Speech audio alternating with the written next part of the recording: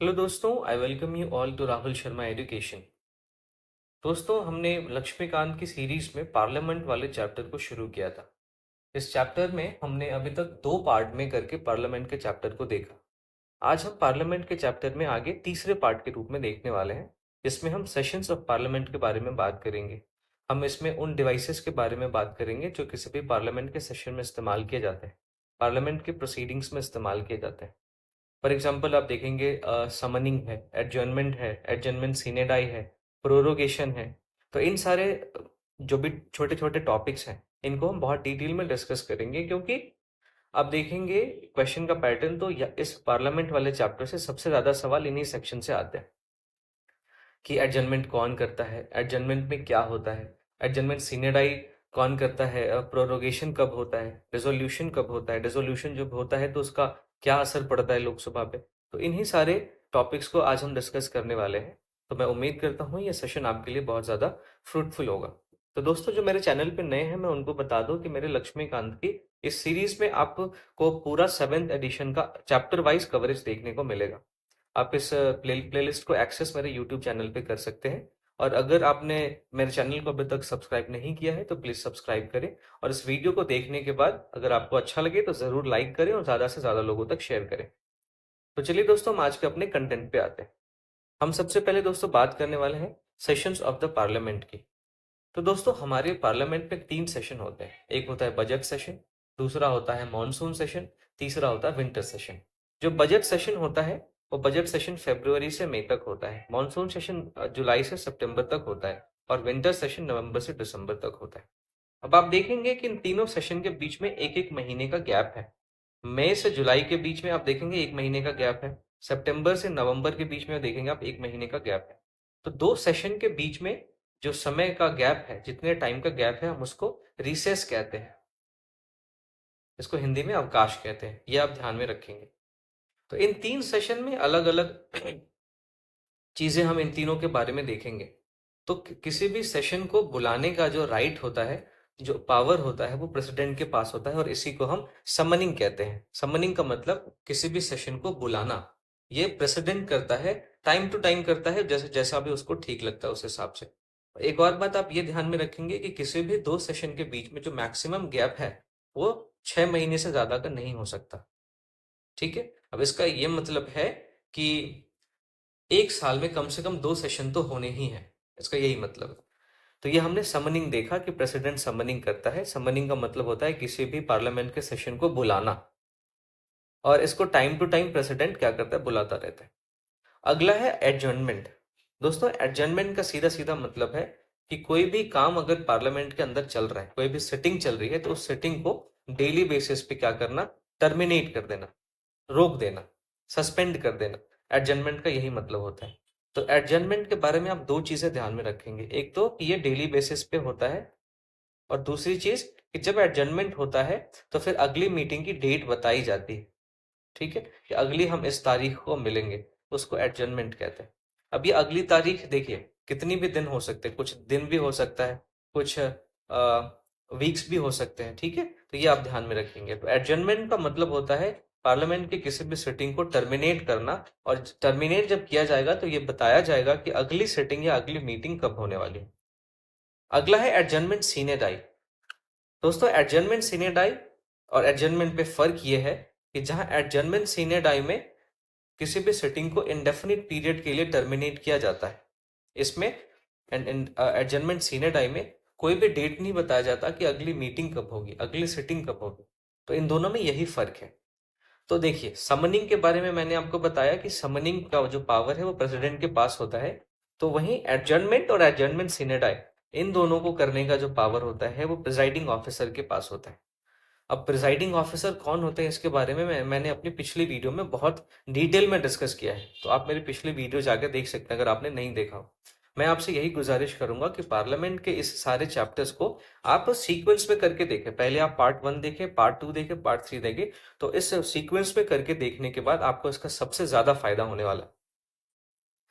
तो ये हमने देखा दोस्तों एडजर्नमेंट सीने डाई। अब हम देखते हैं प्रोरोगेशन के बारे में। तो प्रोरोगेशन जो है दोस्तों, ये एडजर्नमेंट से अलग होता है। प्रोरोगेशन तब किया जाता है जब कोई भी सेशन कंप्लीट होता है। यानी किसी भी सेशन को कंप्लीट करने के लिए प्रेसिडेंट जो है वो प्रोरोगेशन इशू करता है। लेकिन आपको ध्यान में ये रखना है कि प्रेसिडेंट चाहे तो किसी भी सेशन के टर्म के पूरा होने से पहले भी उस सेशन को प्रोरोग कर सकता है। ये वाला पॉइंट पे मैंने यही बताया है। तो एडजर्नमेंट और प्रोरोग ये दोनों एक दूसरे से मिलते जुलते कॉन्सेप्ट्स हैं। तो इन दोनों के बीच का जो अंतर है वो हमें समझना जरूरी है ताकि हमारे दिमाग में कोई भी कंफ्यूजन ना रहे। देखिए, एडजर्नमेंट जो होता है ये केवल और केवल किसी सिटिंग को टर्मिनेट करता है। इसका हाउस के सेशन पे कोई भी प्रभाव नहीं होता। वहीं प्रोरोगेशन जो है ये सेशन को तो टर्मिनेट करता ही है, साथ ही साथ सॉरी सिटिंग को तो टर्मिनेट करता ही है, साथ ही साथ सेशन को भी टर्मिनेट करता है। तो प्रोरोगेशन एडजर्नमेंट में पहला अंतर ये रहा। फिर एडजर्नमेंट जो होता है वो प्रिजाइडिंग ऑफिसर के द्वारा किया जाता है, मैंने अभी आपको बताया। वहीं जो प्रोरोगेशन है वो प्रेसिडेंट के द्वारा किया जाता है। तो ये दो इसमें अंतर है, लेकिन इन दोनों में एक समानता भी है कि एडजर्नमेंट में भी किसी भी पेंडिंग बिल पे या किसी पेंडिंग बिजनेस पे एडजर्नमेंट का कोई असर नहीं पड़ता। प्रोरोगेशन में भी सेम है कि अगर किसी सेशन को प्रोरोग कर दिया जाता है तो उसका भी किसी पेंडिंग बिल पे या किसी पेंडिंग बिजनेस पे कोई असर नहीं पड़ता। अब ये सिस्टम जो है हमारे देश में प्रोरोगेशन के मामले में, ये तीसरा जो पॉइंट आप देख रहे हैं, तो ये हमारे ब्रिटिश पार्लियामेंट्री सिस्टम से थोड़ा सा अलग हो जाता है। देखिए, हमने अपने पार्लियामेंट्री सिस्टम को ब्रिटिशों से उधार लिया। ठीक है, आपने पढ़ा होगा पार्लियामेंट्री सिस्टम के बारे में, मैंने बहुत ही डिटेल में इसी प्लेलिस्ट में आपको देखने को मिल जाएगा। तो बहुत डिटेल में आपके साथ डिस्कस किया है मैंने ब्रिटिश पार्लियामेंट्री सिस्टम और इंडियन पार्लियामेंट्री सिस्टम के बीच में क्या डिफरेंस है, इसको भी बहुत डिटेल में डिस्कस किया है। तो यहाँ पे मैं एक और जो डिफरेंशिएशन का जो पॉइंट है, उस डिफरेंस के पॉइंट को मैं बताने वाला हूँ। देखिए, हमारे यहाँ प्रोरोगेशन का किसी पेंडिंग बिल पे या किसी पेंडिंग बिजनेस पे कोई प्रभाव नहीं पड़ता, डज नॉट अफेक्ट। लेकिन ब्रिटेन में जब प्रोरोगेशन होता है तो वहां जितने भी पेंडिंग बिल्स हैं, जितने भी पेंडिंग बिजनेसेस हैं, वो सब खत्म हो जाते हैं। तो ये हमारे देश में प्रोरोगेशन में और ब्रिटेन में प्रोरोगेशन में ये अंतर है। तो मैं उम्मीद करता हूँ आपको ये समझ आया होगा। अब जो नेक्स्ट इंपॉर्टेंट टर्म है दोस्तों वो है डिसोल्यूशन। इसको हिंदी में विघटन कहते हैं। तो डिसोल्यूशन के बारे में सबसे पहली बात आपको ध्यान ये रखनी है कि डिसोल्यूशन सिर्फ और सिर्फ राज्यसभा का होता है, सिर्फ और सिर्फ लोकसभा का होता है। राज्यसभा एक परमानेंट हाउस है, तो राज्यसभा का डिसोल्यूशन नहीं होता। ठीक है। फिर जब डिसोल्यूशन होता है तो लोकसभा का जो लाइफ है वो खत्म हो जाता है और डिसोल्यूशन के बाद नई लोकसभा के गठन की जरूरत पड़ती है और उसके लिए फिर से फ्रेश इलेक्शन करवाए जाते हैं। ठीक है। फिर डिसोल्यूशन दो स्थितियों में हो सकता है। एक होता है ऑटोमेटिक डिसोल्यूशन, यानी लोकसभा का जो टेन्योर होता है 5 साल का, अगर ये 5 साल पूरा हो गया तो उसके बाद लोकसभा ऑटोमेटिकली डिसॉल्व हो जाती है। ये आपका पहला स्थिति है। दूसरी स्थिति है कि प्रेसिडेंट को जब काउंसिल ऑफ मिनिस्टर या प्राइम मिनिस्टर इस बात की सलाह दे कि आप लोकसभा को डिसॉल्व कर दीजिए, तो प्रेसिडेंट लोकसभा के टर्म के पूरा होने से पहले भी लोकसभा को डिसॉल्व कर सकता है। या फिर अगर लोकसभा में किसी जो रूलिंग पार्टी है उसको मेजोरिटी नहीं रह पाती है उसकी, तो ऐसे स्थिति में भी राष्ट्रपति चाहे तो लोकसभा को डिसॉल्व करेगा। ठीक है। अब अगला सवाल ये है हमारे पास कि अगर लोकसभा का डिसोल्यूशन होता है तो इसका क्या असर पड़ता है। तो देखिए, लोकसभा जब भी डिसॉल्व होती है तो जितने भी बिजनेसेस पेंडिंग है लोकसभा में वो सारे के सारे खत्म हो जाते हैं। लेकिन जितने बिल्स पेंडिंग है लोकसभा में, उसके कॉन्टेक्स्ट में दो स्थितियां हैं। कुछ ऐसे बिल्स हैं जो लोकसभा के डिसोल्यूशन के साथ खत्म हो जाते हैं, लेकिन कुछ ऐसे भी बिल्स हैं जो लोकसभा के डिसोल्यूशन के साथ खत्म नहीं होते। अब इन बिल्स की क्या क्या क्राइटेरिया है ये हम अभी डिस्कस करने वाले हैं। तो मैं आपको दोस्तों पहले ही बता दूं, ये पहले जो दो पॉइंट हैं ये बताते हैं कि कौन कौन से बिल एंड हो जाते हैं। ठीक है। और बाकी के जो ये 4 पॉइंट है, 3, 4, 5 एंड 6, ये 4 पॉइंट बताते हैं कि कौन कौन से बिल लैप्स नहीं होते। तो हम एक एक करके देखते हैं। देखिए, कोई भी बिल जो लोकसभा में पेंडिंग है वो लैप्स कर जाएगा। इस बात से कोई फर्क नहीं पड़ेगा कि उस बिल का ओरिजिन राज्यसभा में है। ठीक है। तो पहला है ये। फिर अगर लोकसभा ने किसी बिल को पास कर दिया और राज्यसभा में वो बिल पेंडिंग है तो वो बिल लैप्स कर जाएगा अगर लोकसभा का डिसोल्यूशन हो जाता है। तो ये दोनों ऐसी स्थितियां हैं जहां पे किसी भी बिल का लोकसभा के डिसोल्यूशन की स्थिति में खत्म हो जाता है। अब देखिए, तीसरा पॉइंट, चौथा पॉइंट और पांचवा, ये जो 4 पॉइंट है, 3, 4, 5, 6, इसमें हम देखेंगे कौन कौन से बिल खत्म नहीं होते। देखिए, दोनों हाउसेज ने अगर किसी बिल को पास नहीं किया है, यानी दोनों हाउसेज के बीच में डिसअग्रीमेंट है और प्रेसिडेंट ने लोकसभा के डिसोल्यूशन होने से पहले अगर एक ज्वाइंट सिटिंग बुला दी है तो फिर ऐसी स्थिति में ये कोई भी बिल लैप्स नहीं होता है। आपको ध्यान में रखना है कि अगर लोकसभा के डिसोल्यूशन से पहले पार्लियामेंट ने एक ज्वाइंट सिटिंग को होल्ड कर दिया है तो फिर ऐसी स्थिति में वो बिल लैप्स नहीं होगा। ठीक है। फिर दोनों हाउसेज ने किसी बिल को पास कर दिया है और प्रेसिडेंट के एसेंट के लिए वो बिल पेंडिंग है तो ये बिल भी लैप्स नहीं होगा। फिर अगर किसी बिल अगर कोई राज्यसभा में पेंडिंग है और लोकसभा ने इसको पास नहीं किया है, पहली क्या है, लोकसभा ने इसको पास नहीं किया है और अभी तक ये राज्यसभा में ही पेंडिंग है तो ये बिल भी समाप्त नहीं होगा। आपको ध्यान में रखना है। मैं एग्जांपल से समझाता हूँ। मान लीजिए एबीसी एक बिल है, इस बिल को राज्यसभा में इंट्रोड्यूस किया गया, तो राज्यसभा में इंट्रोड्यूस करने के बाद ये अभी राज्यसभा में ही पेंडिंग है, ये अभी लोकसभा में आया ही नहीं है, लोकसभा में आया ही नहीं है, तो ये बिल लैप्स नहीं करेगा। आपको ध्यान में रखना है, लैप्स नहीं करेगा। चलिए अगला है कि अ बिल पास में बोथ हाउसेस, अगर दोनों हाउसेस ने किसी बिल को पास कर दिया है और वो प्रेसिडेंट के पास एसेंट के लिए चला गया, लेकिन अगर प्रेसिडेंट ने उस बिल को दोबारा से रिकंसिडरेशन के लिए भेजा है तो ये बिल भी लोकसभा के डिसोल्यूशन के बाद लैप्स नहीं करेगा। जब लोकसभा का गठन होगा तो उस बिल को दोबारा लोकसभा में रखा जाएगा और दोबारा से नई लोकसभा उस पर रिकंसिडर करेगी उसको, और उसके बाद फिर प्रेसिडेंट चाहे तो उस पर अपना एसेंट देगा या नहीं देगा, फिर उसके बाद प्रेसिडेंट पे आ जाती है बात। तो आपको ध्यान क्या रखना है कि अगर दोनों हाउसेस ने किसी बिल को पास कर दिया और वो प्रेसिडेंट के पास एसेंट के लिए गया और प्रेसिडेंट ने उस बिल को रिकंसिडरेशन के लिए दोबारा भेज दिया तो वो बिल लोकसभा के रेजोल्यूशन के बाद लैप्स नहीं करेगा। आई होप कि आपको समझ में आया होगा। देखिए दोस्तों, यहाँ पे ये ट्रिकी कॉन्सेप्ट्स हैं, यहाँ पे आपको बहुत कंफ्यूजन होगा, तो उससे डरने की जरूरत नहीं है। जहां पे भी आपको कंफ्यूजन हो वहां पे आप वीडियो को थोड़ा सा पीछे करें और उसको दोबारा सुने, आपको जरूर समझ में आएगा। अब हम बात करते हैं कोरम की। तो कोरम होता क्या है दोस्तों? कोरम एक ऐसा मिनिमम नंबर है किसी भी हाउस का जिसके बिना उस हाउस का कोई भी मीटिंग नहीं हो सकता, कोई भी सेशन नहीं हो सकता। इस कोरम को डिसाइड करने का जो काम है वो हमारे पार्लियामेंट में किया गया है, और कोरम जो होता है वो पार्लियामेंट्री कन्वेंशंस में इसकी चर्चा है। और जो कोरम है वो 1/10 of total membership of the house होता है। ठीक है। यानी कि लोकसभा में जितने सीट्स हैं 543 अभी हैं, तो इसका 1/10 मिनिमम मेंबर होनी चाहिए, तभी जाके लोकसभा की कोई भी मीटिंग हो पाएगी, कोई भी सेटिंग हो पाएगी। आप ध्यान में रखेंगे। ठीक है। अब आपको ध्यान ये भी रखना है कि जो 1/10 टोटल मेंबर होते हैं इसमें प्रिजाइडिंग ऑफिसर भी इंक्लूडेड होता है। यानी कि कोरम लोकसभा की कुल सदस्य संख्या का 10वां भाग होता है, और इस 10वें भाग में जो प्रिजाइडिंग ऑफिसर होते हैं वो भी इंक्लूडेड होते हैं। अब हम हाउस में वोटिंग की बात करते हैं।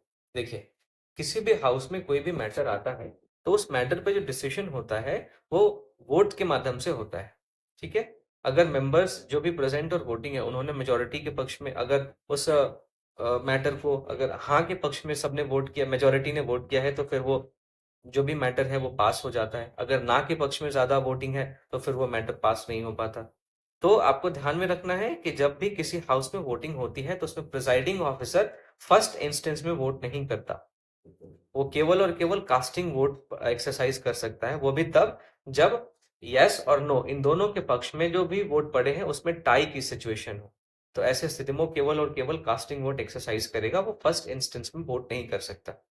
अब देखिए, जो वोटिंग का प्रोसीडिंग है हमारे पार्लियामेंट के अंदर, उसको आप किसी एक वीडियो के माध्यम से भी देख के समझ सकते हैं। आपको पार्लियामेंट के किसी वीडियो को देखना जरूर चाहिए ताकि आपको पता चले कि किस तरीके से प्रोसीडिंग होती है।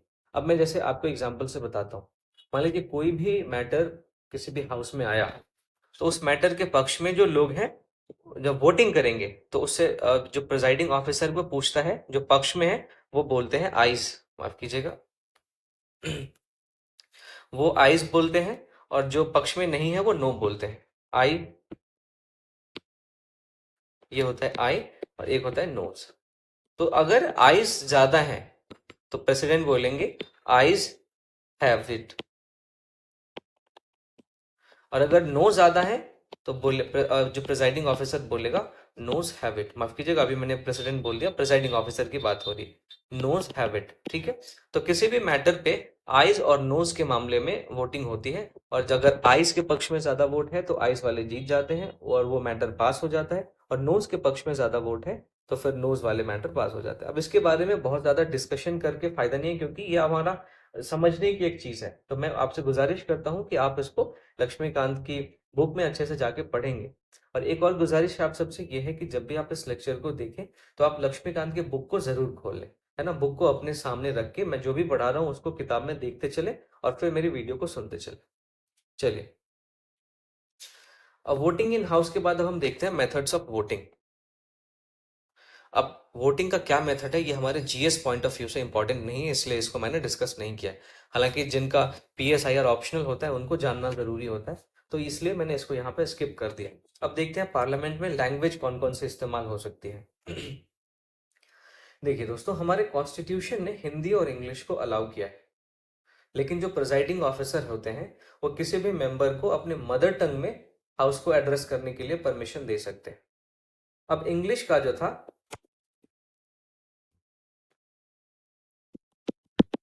इंग्लिश का जो प्रोविजन था, वो प्रोविजन जो था वो सिर्फ 15 सालों के लिए था कि अगले 15 सालों के बाद हाउस के लैंग्वेज के रूप में इंग्लिश को हटा दिया जाएगा।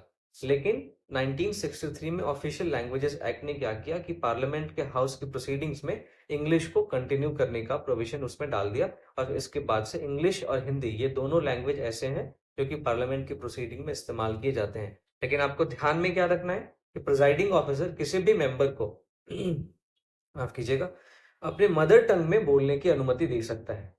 फिर आपको ये भी ध्यान में रखना है कि आप किसी भी लैंग्वेज में बोले, एक मशीन लगी होती है जो कि आप किसी भी लैंग्वेज में बोलेंगे तो उसको हिंदी या इंग्लिश में ट्रांसलेट करके सब सारे मेंबर को बताती रहती है। लैंग्वेज इन पार्लियामेंट के बारे में हमने देखा। अब हम देखते हैं rights of ministers and attorney general. देखिए, जितने भी मिनिस्टर हैं और अटॉर्नी जनरल, उनको पार्लियामेंट के किसी भी हाउस की प्रोसीडिंग्स में पार्ट कर लेने का अधिकार है, भाग लेने का अधिकार है, उनको बोलने का अधिकार है। वो किसी भी जॉइंट सिटिंग में भी बैठ सकते हैं, पार्लियामेंट की किसी कमेटी में भी बैठ सकते हैं जिसके वो मेंबर है, लेकिन बिना वोट के। आपको ध्यान क्या रखना है, बिना वोट के।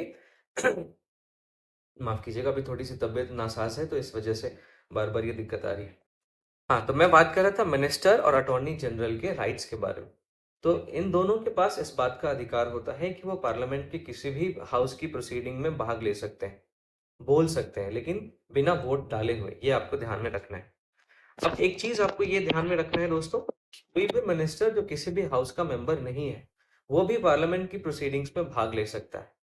अब ऐसा मैक्सिमम 6 महीने के लिए हो सकता है, क्योंकि किसी भी व्यक्ति को 6 महीने के अंदर किसी न किसी हाउस की मेंबरशिप लेनी होती है, तभी वो मिनिस्टर के पोस्ट पे बना रह सकता है। तो ये हमारा rights of ministers and attorney general था। अब हम बात करते हैं लेम डक सेशन के बारे में। तो लेम डक सेशन क्या होता है? देखिए, जो भी कंटिन्यूइंग लोकसभा है, इसका लास्ट सेशन जो होता है हम उसको लेम डक सेशन कहते हैं।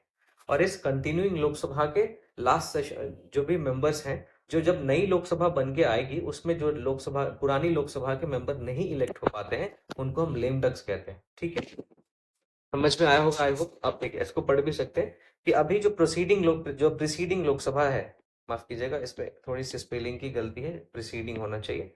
हाँ, जो भी प्रीसीडिंग लोकसभा यानी अभी जो लोकसभा चल रही है, इसकी जो लास्ट मीटिंग होगी हम उसको लेमडक सेशन कहेंगे। और फिर इस पुरानी लोकसभा के ऐसे मेंबर जो नई लोकसभा में दोबारा से चुन के नहीं आ पाते हैं, उनको हम लेम डक्स कहते हैं। इसलिए इस सेशन को लेम डक सेशन कहा जाता है। तो ये दोस्तों, हमने अलग अलग टर्म्स के बारे में इंपॉर्टेंट जो भी थे हमने अपने पार्लियामेंट के लेम डक सेशन के बारे में, फिर हमने वोटिंग देखा, पार्लियामेंट में हमने लैंग्वेज देखा, हमने मिनिस्टर्स और अटॉर्नी जनरल के राइट्स देखे। तो इन सारी चीज़ों को हमने देखा। अब हम बात करते हैं मेजोरिटी के बारे में कि हमारे पार्लियामेंट में, ये सॉरी, हमारे कॉन्स्टिट्यूशन में कितने टाइप की मेजोरिटी की चर्चा है। तो हमारे पार्लियामेंट में दोस्तों दरअसल 3 टाइप की मेजोरिटी की चर्चा है। Simple majority, effective majority, absolute majority, और चौथा, माफ कीजिएगा, 4 टाइप, और चौथा है स्पेशल मेजोरिटी। तो एक एक करके हम सबको देखते हैं। तो देखिए, सिंपल मेजोरिटी का सीधा सीधा मतलब ये होता है कि हाउस में जितने भी लोग प्रेजेंट हैं और जितने भी लोग वोटिंग कर रहे हैं उसके 50% से ज्यादा होना चाहिए, तो उसको हम सिंपल मेजोरिटी कहते हैं। सिंपल मेजोरिटी के बारे में हमारे कॉन्स्टिट्यूशन का आर्टिकल 100 जो है वो डिस्क्राइब करता है। अब देखते हैं कि कौन कौन से केसेस में हम सिंपल मेजोरिटी का यूज करके हम किसी भी मैटर को पास कर सकते हैं। फॉर एग्जाम्पल, आप देखिए, किसी ऑर्डिनरी बिल को पास करना होता है तो उसके लिए सिंपल मेजोरिटी की जरूरत पड़ती है। मनी बिल को पास करना होता है तो भी सिंपल मेजोरिटी की जरूरत पड़ती है। फाइनेंशियल बिल को पास करना होता है तो भी सिंपल मेजोरिटी की जरूरत पड़ती है। अब मनी बिल कौन से आर्टिकल में है, ये आप मुझे कमेंट सेक्शन में बता सकते हैं। हालांकि इसके बारे में अभी मैं इसी पार्लियामेंट के चैप्टर में बहुत डिटेल में डिस्कस करूंगा, लेकिन आप मुझे, मैंने चूंकि आपको पहले ये बताया हुआ है, इसलिए आप मुझे कमेंट में करके बता सकते हैं कि किस आर्टिकल में मनी बिल की चर्चा है। फिर अगर एडजर्नमेंट जो मोशन होता है, नो कॉन्फिडेंस मोशन जो होता है, कॉन्फिडेंस मोशन होता है, मोशन ऑफ थैंक्स होता है, तो इन सारे मोशन को सिंपल मेजोरिटी से पास किया जाता है। अभी देखिए एडजर्नमेंट मोशन क्या होता है, नो कॉन्फिडेंस मोशन क्या होता है, इन सब के बारे में मैं अगले पार्ट में इसे आपके साथ डिस्कस करने वाला हूँ, क्योंकि ये बहुत ही इंपॉर्टेंट ऐसे डिवाइसेस हैं जो कि पार्लियामेंट के, सॉरी, एग्जीक्यूटिव पे और लेजिस्लेचर पे थोड़े से चेक्स एंड बैलेंस लगाते रहते हैं। अगला है वाइस प्रेसिडेंट के रिमूवल के कॉन्टेक्स्ट में। देखिए वाइस प्रेसिडेंट को रिमूव करने के लिए लोकसभा में सिंपल मेजोरिटी चाहिए होता है और राज्यसभा में इफेक्टिव मेजोरिटी चाहिए होता है। ये भी आपको ध्यान में रखना है। ये मैंने आपको वाइस प्रेसिडेंट वाले चैप्टर में पढ़ाया है। जिन्होंने नहीं देखा है आप प्लीज जाके जरूर देखें और आपको बहुत फायदा होगा, क्योंकि मैंने वाइस प्रेसिडेंट के चैप्टर को बहुत ही ज्यादा डिटेल में डिस्कस किया है। तो अगर वाइस प्रेसिडेंट को हटाने का जो रेजोल्यूशन है वो लोकसभा में है तो उसको सिंपल मेजोरिटी की जरूरत होती है। फिर आर्टिकल 356 और 360 के अप्रूवल के लिए भी सिंपल मेजोरिटी की जरूरत होती है। अब 356 में क्या है, 360 में क्या है, आप मुझे कमेंट करके बताएंगे, क्योंकि मैंने इमरजेंसी वाले चैप्टर में आपसे बहुत डिटेल में इन चीजों की चर्चा की है, इन आर्टिकल्स की चर्चा की है। फिर स्पीकर और डेप्यूटी स्पीकर का जो इलेक्शन होता है उस इलेक्शन में भी सिंपल मेजोरिटी का इस्तेमाल किया जाता है। अब दूसरा जो मेजोरिटी का टाइप है वो है इफेक्टिव मेजोरिटी। ठीक है, इफेक्टिव मेजोरिटी में क्या होता है, देखिए इफेक्टिव मेजोरिटी का मतलब होता है कि अगर हम टोटल मेंबरशिप में से वेकेंट सीट्स को माइनस कर दे, उसके बाद जो इफेक्टिव नंबर बचता है उसकी अगर हम 50% प्लस वन की बात करते हैं तो उसको इफेक्टिव मेजोरिटी कहते हैं।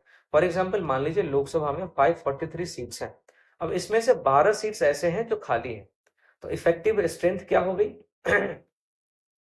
इफेक्टिव स्ट्रेंथ आपके 543 में से 12 को माइनस कर दीजिएगा तो आपका हो जाएगा 531। ओके, तो इस 531 का अगर 50% प्लस वन हम करते हैं तो इसको इफेक्टिव मेजोरिटी कहा जाता है। अब बहुत सारे ऐसे भी मामले हैं जहां पे इफेक्टिव मेजोरिटी की हमें जरूरत पड़ती है, तो वो कौन कौन से ऐसे मामले हैं देखते हैं। सबसे पहले कि राज्यसभा में जो वाइस प्रेसिडेंट को रिमूव करने का रेजोल्यूशन होता है उसको इफेक्टिव मेजोरिटी से पास कराना पड़ता है, इसकी चर्चा अभी मैंने थोड़ी देर पहले की। फिर राज्यसभा में डेप्यूटी चेयरमैन को रिमूव करने के लिए भी इफेक्टिव मेजोरिटी चाहिए, और लोकसभा में स्पीकर और डेप्यूटी स्पीकर इन दोनों को रिमूव करने के लिए भी आपको इफेक्टिव मेजोरिटी की जरूरत होती है। तो ये इफेक्टिव मेजोरिटी था। अब हम बात करते हैं एब्सोल्यूट मेजोरिटी के बारे में। देखिए एब्सोल्यूट मेजोरिटी का मतलब होता है कि टोटल जितनी मेंबरशिप है उसकी मेजोरिटी, इससे कोई फर्क नहीं पड़ता कि कितनी सीट्स खाली है या कितने मेंबर्स अब्सेंट है। ठीक है, 543 अगर लोकसभा में सीट है तो 543 का 50% प्लस वन चाहिए ही होगा एब्सोल्यूट मेजोरिटी में। इस बात से कोई फर्क नहीं पड़ता कि 10 सीट खाली है या जिस दिन किसी भी मामले में अगर वोटिंग हो रही है तो उस दिन 50 मेंबर्स अब्सेंट हैं। ठीक है, तो ना कितना तो अब्सेंटीज से इसमें कोई फर्क पड़ता है, ना ही वैकेंसीज में से इसमें कोई फर्क पड़ता है। टोटल जितना मेंबरशिप है उसका 50% प्लस वन चाहिए ही चाहिए तभी हम इसको एब्सोल्यूट मेजोरिटी बोलेंगे। अब देखिए एब्सोल्यूट मेजोरिटी का जो प्रोविजन है ये हमारे कॉन्स्टिट्यूशन में कहीं से किसी स्पेशल केस के लिए कहीं से भी डिस्क्राइब नहीं किया गया, लेकिन इसको स्पेशल मेजोरिटी के कंपोनेंट के रूप में किसी किसी केसेस में यूज किया गया हमारे कॉन्स्टिट्यूशन में। ठीक है, अब हम देखते हैं स्पेशल मेजोरिटी, जो चौथा हमारा मेजोरिटी का टाइप। अब स्पेशल मेजोरिटी में भी तीन टाइप होते हैं, special majority one, special majority two और स्पेशल मेजोरिटी थ्री। तो हम एक एक करके इनको देखते हैं। देखिए स्पेशल मेजोरिटी वन क्या होता है, आप देखेंगे कि जितने टोटल मेंबरशिप हैं ईच हाउस में उनका 2/3 मेजोरिटी चाहिए। माफ कीजिएगा, जो जितने टोटल मेंबरशिप का मेजोरिटी चाहिए और जितने प्रेजेंट एंड वोटिंग है उसका 2/3 चाहिए। मींस 543 का 50% तो चाहिए ही, 50% प्लस वन तो चाहिए ही। इसके साथ साथ माफ कीजिएगा फिर से मैं लिख देता हूँ, 543 का 50% प्लस वन तो चाहिए ही। इसके अलावा जितने प्रेजेंट एंड वोटिंग है इनका भी 2/3 मेजोरिटी चाहिए, ये आपको ध्यान में रखना है। तो ये है स्पेशल मेजोरिटी टाइप वन। अब इसका जो इस्तेमाल होता है वो कॉन्स्टिट्यूशन के अमेंडमेंट में इस्तेमाल होता है। सुप्रीम कोर्ट के अगर जज को रिमूव करना है तो स्पेशल मेजोरिटी 1 का हम यूज करते हैं। फिर कैग को रिमूव करना है तो हम इसका स्पेशल मेजोरिटी 1 का इस्तेमाल करते हैं। ईसीआई को इलेक्शन कमीशन ऑफ माफ कीजिएगा चीफ इलेक्शन कमिश्नर को अगर रिमूव करना है तो हम उसके केस में भी स्पेशल मेजोरिटी 1 का इस्तेमाल करते हैं। अब दूसरा है स्पेशल मेजोरिटी टाइप 2। देखिए, स्पेशल मेजोरिटी टाइप 2 जो है वो 2/3 मेजोरिटी ऑफ टोटल मेंबरशिप की बात करता है ईच हाउस में, यानी 543 का 2/3 मेंबरशिप वो चाहिए, 2/3 मेजोरिटी चाहिए। आपने स्पेशल मेजोरिटी 1 में देखा था कि टोटल मेंबरशिप का 50% प्लस 1 चाहिए था और प्रेजेंट इन वोटिंग का 2/3 चाहिए था, लेकिन स्पेशल मेजोरिटी 2 वाले केस में टोटल मेंबरशिप का 2/3 चाहिए। अब देखिए, इसको इसकी जरूरत तब होती है जब राष्ट्रपति का इम्पीचमेंट किया जाता है। तो ये एकमात्र ऐसी स्थिति है जहां पे हम स्पेशल मेजोरिटी 2 का इस्तेमाल करते हैं। कब? जब प्रेसिडेंट को इम्पीच करना होता है अंडर आर्टिकल 61। उम्मीद करता हूं आपको समझ में आया होगा। अब तीसरा है स्पेशल मेजोरिटी 3। देखिए, स्पेशल मेजोरिटी का 3 का मतलब होता है 2/3 majority of members present and voting in the Rajya Sabha. यानी कि इसको हम सिर्फ राज्यसभा के कॉन्टेक्स्ट में देखते हैं। तो राज्यसभा में जितने भी मेंबर्स प्रेजेंट एंड वोटिंग है, इनका 2/3 चाहिए, इनका 2/3 चाहिए। तो कौन कौन से ऐसे मामले हैं जहां पे इसका इस्तेमाल होता है? तो दो ऐसे मामले। सबसे पहले, अगर कोई भी नया ऑल इंडिया सर्विस को क्रिएट करना हो तो ऐसी स्थिति में राज्यसभा में एक रेजोल्यूशन लाया जाता है कि एक नया ऑल इंडिया सर्विस क्रिएट करना है। ठीक है, और ऐसे रेजोल्यूशन को इस स्पेशल मेजोरिटी टाइप 3 की जरूरत होती है। अब मैं आपको बता दूं कि नए ऑल इंडिया सर्विसेज को क्रिएट करने के लिए जो भी प्रोविजन है वो आर्टिकल 312 के तहत आते हैं। और फिर अगर स्टेट लिस्ट पे कोई भी कानून बनाना है तो राज्यसभा अगर कोई ऐसा रेजोल्यूशन पास कर दे जो पार्लियामेंट को इस बात के लिए ऑथोराइज करे कि आप किसी भी स्टेट लिस्ट के सब्जेक्ट पे कानून बनाइए, तो ऐसा रेजोल्यूशन भी स्पेशल मेजोरिटी टाइप 3 वाले मेजोरिटी से पास होना चाहिए। और पार्लियामेंट को स्टेट लिस्ट पे जो लॉ बनाने की शक्ति है वो आर्टिकल 249 देता है, ये आप ध्यान में रखेंगे। तो ये दोस्तों पार्लियामेंट का हमारा तीसरा पार्ट था, जिसमें हमने की टाइप्स ऑफ मेजोरिटी देखी। इसमें हमने फिर देखा सेशंस ऑफ पार्लियामेंट के बारे में, और जो अलग अलग छोटे छोटे टर्म्स थे उसको हमने बहुत डिटेल में डिस्कस किया। तो मैं उम्मीद करता हूँ आपके लिए ये जो सेशन है वो थोड़ा बेनिफिशियल रहा होगा और आप इस सेशन को आपको पसंद आया होगा। दोस्तों, अगर आपको मेरे लेक्चर्स का पीडीएफ चाहिए तो आप मेरा टेलीग्राम चैनल डाउनलोड कर सकते हैं। अगली वीडियो में मैं आपसे इससे आगे पार्लियामेंट वाले चैप्टर को डिस्कस करूंगा और आई होप कि अगले से 1 से 2 पार्ट में पार्लियामेंट का हमारा चैप्टर कंप्लीट हो जाएगा। ठीक है, तो मैं आपसे बहुत ही जल्दी पार्लियामेंट के एक नए पार्ट के साथ मिलूंगा। और इससे पहले कि मैं आपसे विदा लूं, दोस्तों अगर आपने मेरे चैनल को अभी तक सब्सक्राइब नहीं किया है तो प्लीज मेरे चैनल को सब्सक्राइब करें। मेरी वीडियोस अगर आपको पसंद आ रही है तो लाइक करें और ज्यादा से ज्यादा लोगों तक शेयर करें। ठीक है, पीडीएफ के लिए आप मेरे टेलीग्राम चैनल को ज्वाइन कर सकते हैं जिसका लिंक आपको डिस्क्रिप्शन में मिल जाएगा। Thank you for watching.